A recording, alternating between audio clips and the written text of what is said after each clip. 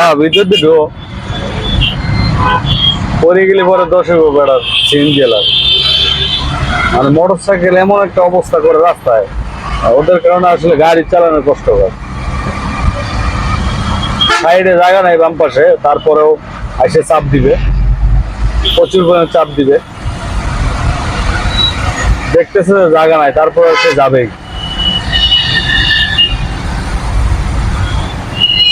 প্রচুর পরিমাণে ধুল, মানে ধুলার মতো আর কি গিলাসে এসে পড়ে বৃষ্টি হওয়ার পরে, যার কারণে আসলে ওয়াইফার ব্যবহার করতে হয় পানি দিয়ে। মোটর সাইকেল এত পরিমাণে ডিস্টার্ব করে আসলে বলার বাইরে। রাস্তাঘাটে দুর্ঘটনা বেশি হয় মোটর সাইকেলের কারণে, ওদের কারণে আসলে বেশিরভাগ দুর্ঘটনা হয়। আমি দেখেছি অনেক খেয়াল করে, আসলে মোটর সাইকেলের কারণে বেশিরভাগ দুর্ঘটনা ঘটে রাস্তায়।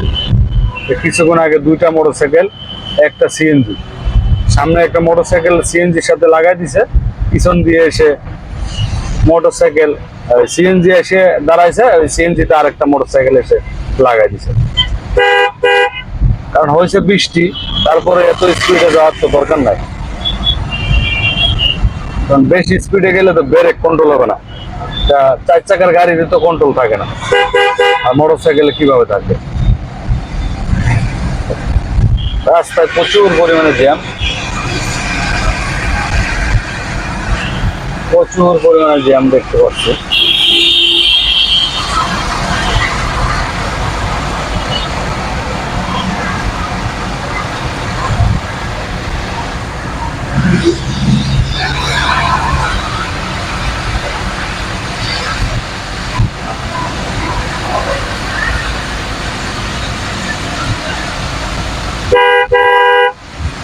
বৃষ্টি হওয়ার পরে গাড়ি চালানো একটু রিস্ক, জোরে আসলে গাড়ি চালানো রিস্কই হয়ে যায়। বৃষ্টি হলে জোরে গাড়ি চালালে রিস্ক অনেক, কারণ অনেক সময় ব্রেক সঠিকভাবে কাজ করে না। অনেক সময় ব্রেক কাজ করে না কারণ রাস্তায় ধুলাবালি যেগুলো থাকে ওগুলা কাদা হয়ে পিছলা হয়ে যায়, প্রচুর পরিমাণে পিছলা হয়ে যায়, যে কারণে আসলে ব্রেক মানে কাজ করে না ব্রেকে। গিলাসে প্রচুর পরিমাণে ধুলার মতো কাদা ছিটে এসে গিলাসে পড়তে থাকে, সামনের গিলাসে। এক গাড়ির টায়ারের এক গাড়ির টায়ারের সামনের গাড়ির টায়ারের যে ধুলাগুলো আছে আর কি, ধুলা মতো কাদা বাতাসের সাথে উড়ে উড়ে গিলাসের উপর পড়ে গিলাসে চৌকি দেওয়া যায় না। এগুলো ওয়াইফার দিয়ে পানি দিয়ে না সরালে আসলে দেখা যায় না সঠিকভাবে। আসলে বৃষ্টি হলে আমরা যারা গাড়ি ড্রাইভ করি, মোটরসাইকেল বলেন যে কোনো গাড়ি, যারা গাড়ি চালায় কিংবা গাড়ি ব্যবহার করি, অবশ্যই ড্রাইভারদেরকে আসলে বলা উচিত যে আস্তে চালাও, কিংবা ড্রাইভার যারা আছে সবাই আসলে সতর্কতাভাবে গাড়ি চালানো উচিত। বৃষ্টি হলে প্রচুর পরিমাণে দুর্ঘটনা হয়, অ্যাক্সিডেন্ট ঘটে প্রচুর পরিমাণে, ব্রেক কন্ট্রোলে রাখতে পারে না গাড়িগুলা। মোটরসাইকেল তো বেশি সমস্যা হয়, কারণ মোটরসাইকেল 2 চাকার গাড়ি, ব্রেক ধরলে পিছন থেকে পিছের চাকা স্লিপ করে দুর্ঘটনা ঘটে। চলে আসলাম খিলক্ষেত, এটা হচ্ছে খিলক্ষেত রেল গেট।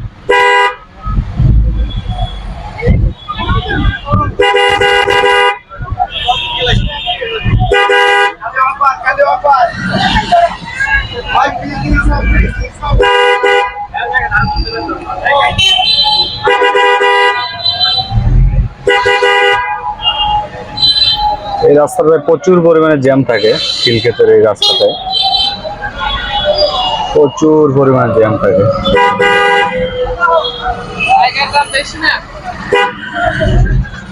রাস্তা একদমই চিপা রাস্তা, প্রচুর পরিমাণে জ্যাম থাকে।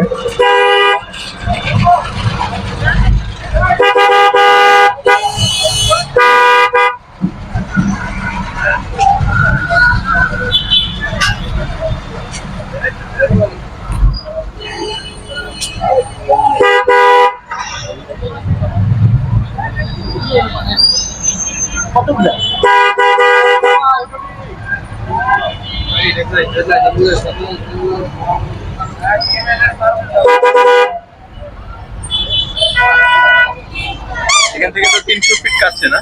হ্যাঁ।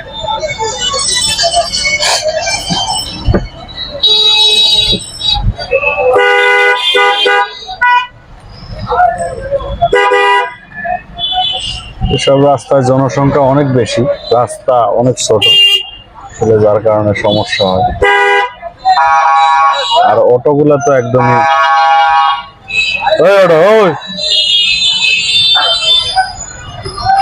বেটা পাছাটা সোজা করো।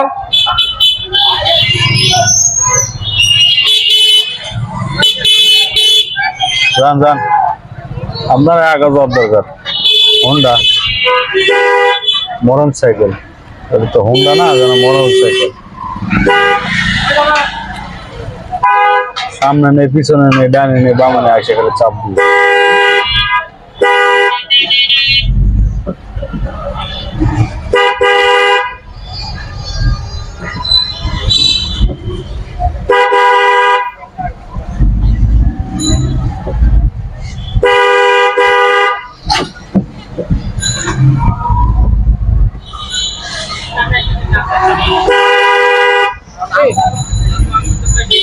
চলে বাড়ি খালি খাইবো, আর কি করে।